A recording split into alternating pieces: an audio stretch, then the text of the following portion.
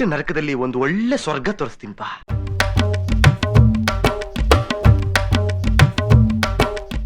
ನಮಸ್ಕಾರ ಕರ್ನಾಟಕ, ನಾನು ನಿಮ್ಮ ವಿಜಯ್. ಹೆಂಗಿದ್ದೀರಾ ಎಲ್ಲರೂ? ಸಕ್ಕತ್ತಾಗಿದ್ದೀರಾ ಅನ್ಕೊತಾ ಇದ್ದೀನಿ, ಸೂಪರ್ ಆಗಿದ್ದೀರಾ ಅನ್ಕೊತಾ ಇದ್ದೀನಿ. ಮತ್ತೊಂದು ಹೊಸ ವ್ಲಾಗ್ಗೆ ಸ್ವಾಗತ ಸುಸ್ವಾಗತ. ಇವತ್ತಿನ ಈ ಒಂದು ವಿಡಿಯೋ ಏನಪ್ಪ ಅನ್ನೋದಾದರೆ, ನಮ್ಮ ಹೆಮ್ಮೆಯ RCB ಮತ್ತು ರಾಜಸ್ಥಾನ್ ರಾಯಲ್ಸ್ ಮ್ಯಾಚ್ ನಡೆಯಲಿದೆ. ಆ ಒಂದು ಮ್ಯಾಚ್ ಬಗ್ಗೆ ಮಾತಾಡುವಂಥ ಈ ಒಂದು ವಿಡಿಯೋನ ಮಾಡ್ತಾ ಇದ್ದೀನಿ ಅಂದ್ಕೊಳ್ಳಿ. ಅದಲ್ಲದೆ ಇವತ್ತಿನ ಈ ಒಂದು ಪಂದ್ಯ ಏನಿದೆ ಗೊತ್ತಾ, ತುಂಬ ವಿಶೇಷವಾದಂಥದ್ದು ಅಂದ್ಕೊಳ್ಳಿ. ಏನಕ್ಕಪ್ಪ ಅನ್ನೋದಾದರೆ, ನಮ್ಮ RCB ಅವರು ಗೋ ಗ್ರೀನ್ ಇನಿಷಿಯೇಟಿವ್ನಲ್ಲಿ ಗ್ರೀನ್ ಜರ್ಸಿನ ಹಾಕ್ಕೊಂಡು ಇವತ್ತು ಮ್ಯಾಚನ್ನು ಆಡಲಿದ್ದಾರೆ ಅಂದ್ಕೊಳ್ಳಿ. ಅಂದರೆ ಪರಿಸರ ಉಳಿಸಿ ಪರಿಸರ ಬೆಳೆಸಿ ಅನ್ನೋ ಒಂದು ಗುಡ್ ಮೆಸೇಜನ್ನು ಇಟ್ಕೊಂಡು ಇವತ್ತಿನ ಈ ಒಂದು ಗ್ರೀನ್ ಜರ್ಸಿನ ಹಾಕ್ಕೊಂಡು ಆಡಲಿದ್ದಾರೆ ಅಂದ್ಕೊಳ್ಳಿ. ಪ್ರತಿ ವರ್ಷದ IPL ಸೀಸನ್ನಲ್ಲೂ ಕೂಡ ಒಂದು ಮ್ಯಾಚನ್ನು RCB ಅವರು ಗ್ರೀನ್ ಜರ್ಸಿನ ಹಾಕ್ಕೊಂಡು ನೇಚರ್ಗೆ ಡೆಡಿಕೇಟ್ ಮಾಡಿ ಆಡ್ತಾರೆ ಅಂದ್ಕೊಳ್ಳಿ. ಸೊ ಇದರಿಂದ ಒಂದು ಎನ್ವಿರಾನ್ಮೆಂಟಲ್ ಅವೇರ್ನೆಸ್ನ ಮೂಡಿಸ್ತಿದ್ದಾರೆ ಅಂದ್ಕೊಳ್ಳಿ. ಸೊ ಇದೇ ಥರ ನೀವೆಲ್ಲರೂ ಕೂಡ RCB ಜೊತೆಗೆ ಒಗ್ಗೂಡಿ ಪರಿಸರವನ್ನು ಉಳಿಸಿ ಪರಿಸರವನ್ನು ಬೆಳೆಸಿ, ಯಾವುದೇ ಕಾರಣಕ್ಕೂ ಪರಿಸರವನ್ನು ಹಾನಿ ಮಾಡೋಕ್ಕೆ ಹೋಗಬೇಡಿ. ಪ್ಲಾಸ್ಟಿಕ್ನ ಬಳಸೋದನ್ನ ನಿಲ್ಲಿಸಿ ಮತ್ತು ಡಸ್ಟ್ಬಿನ್ಗಳನ್ನು ಬಳಸಿ ಎಲ್ಲೋದ್ರೂ ಕೂಡ ಎಲ್ಲೆಂದರಲ್ಲಿ ಕಸಗಳನ್ನು ಚೆಲ್ಲೋಕ್ಕೆ ಹೋಗಬೇಡಿ. ಇದರಿಂದ ನಮ್ಮ ಪರಿಸರನ ಉಳಿಸ್ಬೋದು, ಬೆಳೆಸ್ಬೋದು ಅಂತ ಹೇಳೋದಕ್ಕೆ ಇಷ್ಟಪಡ್ತೀನಿ. ಸೊ ಇನ್ನೇಕೆ ತಡ, ಇವತ್ತಿನ ಈ ಒಂದು ವಿಡಿಯೋನ ಸ್ಟಾರ್ಟ್ ಮಾಡುವ. ಮೊದಲಿಗೆ ಎರಡೂ ಟೀಮ್ಗಳ ಬಲ ನೋಡೋದಾದರೆ, ನಮ್ಮ RCBನೇ ಬಂದು ಮೇಲುಗೈಯಲ್ಲಿದೆ ಅಂತ ಹೇಳಿದರೆ ತಪ್ಪಾಗಲ್ಲ. ಏನಕ್ಕಪ್ಪ ಅನ್ನೋದಾದರೆ, ನಮ್ಮ RCBಯಲ್ಲಿ ಬಂದು ಬ್ಯಾಟಿಂಗ್ ಮತ್ತು ಬೌಲಿಂಗ್ ಎರಡರಲ್ಲೂ ಸ್ಟ್ರಾಂಗೆಸ್ಟ್ ಆಗಿದ್ದಾರೆ ಅಂದ್ಕೊಳ್ಳಿ. ಅದೇ ರಾಜಸ್ಥಾನ್ ರಾಯಲ್ಸಲ್ಲಿ ನೋಡೋಕ್ಕೆ ಹೋದರೆ ಬ್ಯಾಟಿಂಗ್ ಲೈನಪ್ ಸಕ್ಕತ್ತಾಗಿದೆ, ಬಟ್ ಬೌಲಿಂಗಲ್ಲಿ ಎಲ್ಲೋ ಸ್ವಲ್ಪ ಮಟ್ಟಿಗೆ ಡಲ್ ಆಗಿದ್ದಾರೆ ಅಂತ ಹೇಳ್ಬೋದು. ಸೊ ಆ ಒಂದು ಡಲ್ನೆಸ್ಸು, ಆ ಒಂದು ವೀಕ್ನೆಸ್ ಏನಿದೆ ನಮಗೆ ಪ್ಲಸ್ ಪಾಯಿಂಟ್ ಆಗಬಹುದು ಇವತ್ತಿನ ಒಂದು ಪಂದ್ಯದಲ್ಲಿ.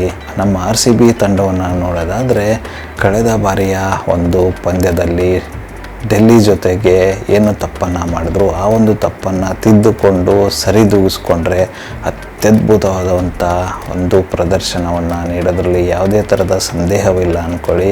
ಏನಪ್ಪ ಅದು ಅನ್ನೋದಾದರೆ, ಫಿಲ್ ಸಾಲ್ಟ್ ಅವರು ಔಟ್ ಆದ ತಕ್ಷಣ ಎಲ್ಲ ವಿಕೆಟ್ಗಳು ಥಪ್ ಅಂತ ಬಿದ್ದು ಲೋ ಸ್ಕೋರ್ಗೆ ಒಂದು ಅಡಿಪಾಯವನ್ನು ಹಾಕಿಕೊಡ್ತು ಅಂತ ಹೇಳಿದ್ರೆ ತಪ್ಪಾಗಲ್ಲ. ಸೊ ಆ ಒಂದು ತಪ್ಪನ್ನು ಇವತ್ತು ಮಾಡೋಕ್ಕೆ ಹೋಗ್ಬಾರ್ದು. ಅದ್ಭುತವಾದಂಥ ಒಂದು ಬ್ಯಾಟಿಂಗ್ ಪ್ರದರ್ಶನವನ್ನು ನೀಡಬೇಕು. ವಿಕೆಟ್ನ ಹೆಂಗೆ ಬೇಕಂಗೆ ಒಪ್ಪಿಸ್ಬಿಟ್ಟು ಔಟಾಗಿ ಹೋಗಬಾರ್ದು. ಆ ಒಂದು ವಿಚಾರವಾಗಿ ನೋಡೋದಾದರೆ, ಇವತ್ತಿನ ಒಂದು ತಂಡದಲ್ಲಿ ಸ್ವಲ್ಪ ಚೇಂಜಸ್ ಆದರೆ ಚೆನ್ನಾಗಿರುತ್ತೆ ಅಂತ ನನಗನ್ಸುತ್ತೆ. ಏನಪ್ಪ ಅದು ಚೇಂಜಸ್ ಬಂದು ಅಂದರೆ, ದೇವದತ್ ಪಡಿಕ್ಕಲ್ ಅವ್ರನ್ನ ಇವತ್ತಿನ ಒಂದು ಮ್ಯಾಚಿಂದ ಹೊರಗುಳಿಸಿ ಅವರ ಜಾಗಕ್ಕೆ ಸ್ವಸ್ತಿಕ್ ಚಿಕಾರ ಅವ್ರನ್ನ ಹಾಕ್ಕೊಂಡ್ರೆ ಚೆನ್ನಾಗಿರುತ್ತೆ. ಸ್ವಸ್ತಿಕ್ ಚಿಕಾರ ಅವ್ರನ್ನ ಹಾಕ್ಕೊಂಡು ಅವರನ್ನು ಮತ್ತು ಫಿಲ್ ಸಾಲ್ಟ್ ಅವ್ರನ್ನ ಓಪನಿಂಗ್ ಬಿಟ್ಟರೆ ಇನ್ನೂ ಅದ್ಭುತವಾಗಿರುತ್ತೆ. ಇಬ್ಬರು ಸಕ್ಕದಾಗಿರ್ತಕ್ಕಂಥ ಹಿಟ್ಟರ್ಸ್ ಆಗಿರ್ತಾರೆ. ಸೊ ಅದ್ಭುತವಾದಂಥ ರನ್ ಕಲೆ ಹಾಕೋದ್ರಲ್ಲಿ ಇಬ್ಬರು ಬಹುಮುಖ್ಯವಾದ ಪಾತ್ರವನ್ನು ವಹಿಸ್ತಾರೆ ಅಂತ ಹೇಳಿದರೆ ತಪ್ಪಾಗಲ್ಲ. ಅದಾದ ನಂತರ ಒನ್ ಡೌನಲ್ಲಿ ನಮ್ಮ ಕೊಹ್ಲಿ ಅವ್ರು ಬರಬೇಕಾಗತ್ತೆ. ಏನಕ್ಕಂದರೆ ಇವರಿಬ್ಬರಲ್ಲಿ ಯಾವುದೇ ವಿಕೆಟ್ ಬಿದ್ದರೂ ಕೂಡ ನೆಕ್ಸ್ಟ್ ಬ್ಯಾಲೆನ್ಸ್ ಮಾಡೋದಕ್ಕೆ ನಮ್ಮ ಕೊಹ್ಲಿ ಅವರು ಕರೆಕ್ಟಾಗಿ ಒನ್ ಡೌನಲ್ಲಿ ಬಂದರೆ ಚೆನ್ನಾಗಿರುತ್ತೆ. ಸೊ ಈ ಥರದ ಚೇಂಜಸ್ಸನ್ನು ಮಾಡ್ಕೋಬೇಕಾಗಿರುತ್ತೆ. ಅದನ್ನು ಬಿಟ್ಟರೆ ನೆಕ್ಸ್ಟ್ ಆರ್ಡ್ರಲ್ಲಿ ಎಲ್ಲ ಹಾಗೆ ಇದ್ರೂ ಪರವಾಗಿಲ್ಲ. ಜಿತೇಶ್ ಶರ್ಮಾ ಆಗಿರ್ಬೋದು, ಟಿಮ್ ಡೇವಿಡ್ ಆಗಿರ್ಬೋದು, ತಮ್ಮ ಆಟನ ತಾವು ಆಡ್ತಾ ಇದ್ದಾರೆ. ಸೊ ಹಂಗಾಗಿ ಅಲ್ಲಿ ಚೇಂಜಸ್ ಬೇಕಾಗಿಲ್ಲ. ಬಟ್ ಇನ್ನೂ ಒಂದು ಚೇಂಜಸ್ ನಾನು ಇಷ್ಟಪಡೋದು ಏನಪ್ಪ ಅಂದರೆ, ಲಿಯಾಮ್ ಲಿವಿಂಗ್ಸ್ಟನ್ ಅವರ ಜಾಗಕ್ಕೆ ಬೇರೆ ಯಾರನ್ನಾದರೂ ಹಾಕ್ಕೋಬೇಕಾಗಿರುತ್ತೆ. ಕರ್ನಾಟಕದ ಪ್ಲೇಯರ್ನ ಹಾಕ್ಕೋಬೋದು, ಇಲ್ಲ ಅಂದರೆ ಬೆತೆಲ್ ಅವರಿದ್ದಾರೆ ಅವ್ರನ್ನ ಹಾಕ್ಕೋಬೋದು. ಏನಕ್ಕಂದರೆ ಲಿಯಾಮ್ ಲಿವಿಂಗ್ಸ್ಟನ್ ಅವರು ಕಳೆದ 2 ಮ್ಯಾಚಲ್ಲೂ ಕೂಡ ಪ್ರದರ್ಶನವನ್ನು ನೀಡಿಲ್ಲ. ಸೊ ಹಾಗಾಗಿ ಆ ಒಂದು ಚೇಂಜಸ್ ಮಾಡಿದ್ರು ಕೂಡ RCBಗೆ ಯೂಸ್ಫುಲ್ ಆಗ್ಬೋದು.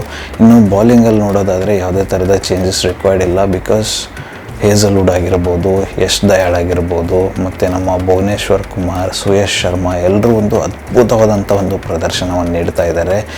ಬರೀ ನಮ್ಮ ಕೃಣಾಲ್ ಪಾಂಡ್ಯ ಅವರು ಮಾತ್ರ ಎಲ್ಲೋ ಸ್ವಲ್ಪ ಮಟ್ಟಿಗೆ ಹಿಂದುಗಡೆ ಉಳ್ಕೊಂಡಿದ್ದಾರೆ ಅಂತ ಹೇಳಿದರೆ ತಪ್ಪಾಗಲ್ಲ. ಸ್ವಲ್ಪ ಫಾರ್ಮಲ್ಲಿ ಅವರು ಕೂಡ ಬಂದರೆ ಇನ್ನೂ ಅದ್ಭುತವಾದಂಥ ಒಂದು ಆಲ್ರೌಂಡರ್ ಪ್ರದರ್ಶನ ನೀಡೋದ್ರಲ್ಲಿ ಯಾವುದೇ ಕಾರಣಕ್ಕೂ ಸಂದೇಹವಿಲ್ಲ ಅಂತ ಅನಿಸುತ್ತೆ.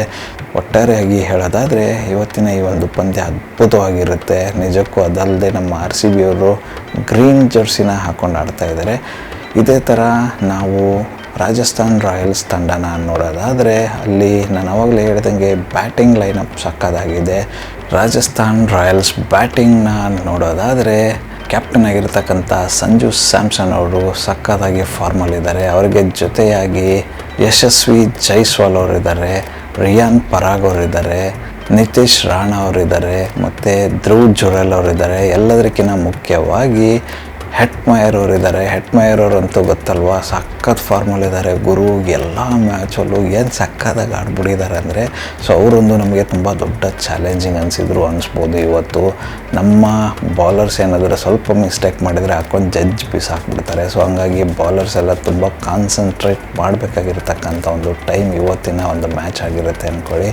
ಸೊ ಬ್ಯಾಟಿಂಗ್ ಲೈನಪ್ ಅಂತೂ ಚೆನ್ನಾಗಿದೆ, ಬಟ್ ಬೌಲಿಂಗಲ್ಲಿ ನಾನು ಹೇಳಿದಂಗೆ ಸ್ವಲ್ಪ ವೀಕ್ ಇದ್ದಾರೆ ಅಂತ ಹೇಳ್ಬೋದು.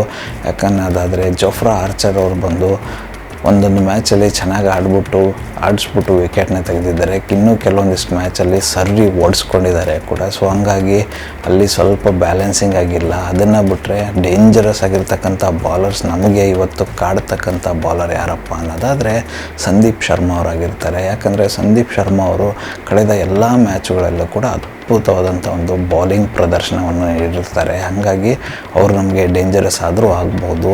ಅವರ ಒಂದು ಬಾಲಿಂಗ್ನಲ್ಲಿ ಸ್ವಲ್ಪ ಕೇರ್ಫುಲ್ಲಾಗಿ ಆಡಬೇಕಾಗುತ್ತೆ ಅಂದ್ಕೊಳ್ಳಿ. ಅದನ್ನು ಬಿಟ್ಟರೆ ಮಿಕ್ಕಿದ ಎಲ್ಲ ಬಾಲರು ಕೂಡ ಅಷ್ಟೊಂದೇನು ಫಾರ್ಮಲ್ಲಿಲ್ಲ, ಅಷ್ಟೊಂದು ಕನ್ಸಿಸ್ಟೆನ್ಸಿನೂ ಇಲ್ಲ. ಸೊ ಹಂಗಾಗಿ ಅದರ ಬಗ್ಗೆ ತಲೆ ಕೆಡಿಸ್ಕೊಳ್ಳೋದು ಬೇಕಾಗಿಲ್ಲ.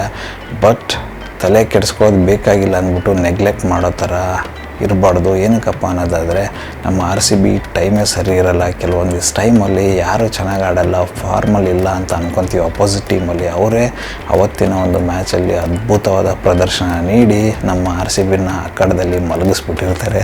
ಸೊ ಹಂಗಾಗಿ ತುಂಬ ಅಂದರೆ ತುಂಬ ಕೇರ್ಫುಲ್ಲಾಗಿ ಇದ್ದು ಆಟ ಆಡಬೇಕಾಗಿರುತ್ತೆ.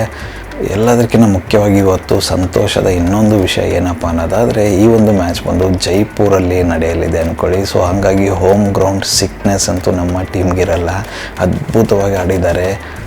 ಹೋಮ್ ಗ್ರೌಂಡ್ ಬಿಟ್ಟು ಆಚೆ ಇರ್ತಕ್ಕಂಥ ಎಲ್ಲ ಮ್ಯಾಚ್ಗಳಲ್ಲೂ ಕೂಡ ಅದ್ಭುತವಾದಂಥ ಒಂದು ಪ್ರದರ್ಶನವನ್ನು ನೀಡಿ ಗೆದ್ದು ಬಂದಿದ್ದಾರೆ. ಅದೇನೋ ಗುರು ಗೊತ್ತಿಲ್ಲ, ಹೋಮ್ ಗ್ರೌಂಡ್ ಅಂದ ತಕ್ಷಣ ಬಂದು ಹೊಡ್ಸ್ಕೊಂಡು ಸೋಲ್ತಾರೆ.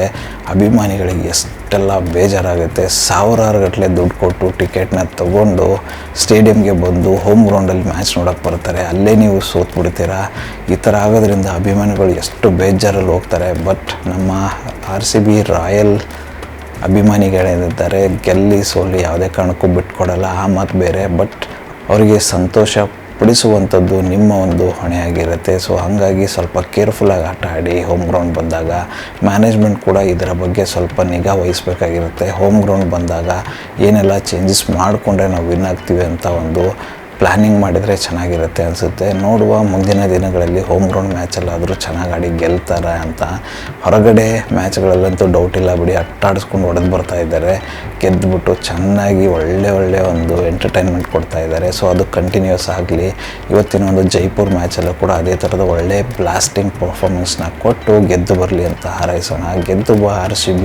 ಇದೆಲ್ಲದರ ಜೊತೆಗೆ ಇನ್ನೊಂದು ಮುಖ್ಯವಾದ ವಿಷಯನ ಹೇಳಬೇಕಾಗಿದೆ. ಏನಪ್ಪ ಅದನ್ನೋದಾದರೆ IPL ಸ್ಟಾರ್ಟ್ ಆಗ್ತಾ ಇದ್ದಂಗೆ ಬೆಟ್ಟಿಂಗ್ ಹಾವಳಿ ತುಂಬ ಆಗ್ತಿದೆ. ಯಾರೂ ಕೂಡ ಈ ಒಂದು ಬೆಟ್ಟಿಂಗ್ ಹಾವಳಿಗೆ ಒಳಪಡದೆ ನಿಮ್ಮ ಸ್ನೇಹಿತರು, ಕುಟುಂಬಸ್ಥರಲ್ಲಿ ಯಾರೇ ಆಡ್ತಿದ್ರು ಕೂಡ ಅವರಿಗೆ ತಿಳಿ ಹೇಳಿ ಬೆಟ್ಟಿಂಗ್ ಆಡೋದು ತಪ್ಪು ಅಂತ ತಿಳಿಸಿ. ಮತ್ತು ಯಾರಾದರೂ ನೀವು ಫಾಲೋ ಮಾಡ್ತಕ್ಕಂಥ ಇನ್ಫ್ಲೂಯೆನ್ಸರ್ಸ್ ಏನಾದರೂ ಬೆಟ್ಟಿಂಗ್ ಪ್ರಮೋಟ್ ಮಾಡ್ತಾ ಇದ್ದರೆ ಅವರಿಗೆ ಡೈರೆಕ್ಟಾಗಿ ಕ್ವೆಶ್ಚನ್ ಮಾಡಿ, ಏನಕ್ಕೆ ಗುರು ಬೆಟ್ಟಿಂಗ್ ಆ್ಯಪ್ ಪ್ರಮೋಟ್ ಮಾಡ್ತಿದ್ದೆ, ಇದು ತಪ್ಪು ಅಂತ ಹೇಳಿ. ಸೊ ಇದೇ ಥರ ನಾವು ಒಂದು ಬೆಟ್ಟಿಂಗ್ ಅನ್ನೋ ಪಿಡುಗನ್ನು ದೂರವಾಗಿಡೋಣ. ಅದರ ಹತ್ತಿರ ಕೂಡ ಸುಳಿದೇ ಇರಂಗೆ ಮಾಡೋಣ ಜನಗಳನ್ನು, ಅದರಿಂದ ಬಚಾವ್ ಮಾಡೋಣ ಅಂತ ಹೇಳ್ತಾ ಇವತ್ತಿನ ಈ ಒಂದು ವಿಡಿಯೋನ ಇಲ್ಲಿಗೆ ಮುಗಿಸುವ. ಮತ್ತೆ ಸಿಗುವ ಮತ್ತೊಂದು ಹೊಸ ವಿಡಿಯೋದೊಂದಿಗೆ. ಅಲ್ಲಿವರೆಗೂ ನಗ್ತಾಯಿರಿ, ನಗ್ತಾಯಿರಿ. ಜೈ ಹಿಂದ್, ಜೈ ಭಾರತ್, ಜೈ ಕರ್ನಾಟಕ, ಜೈ RCB. ಒಂದೇ ಮಾತರಂ.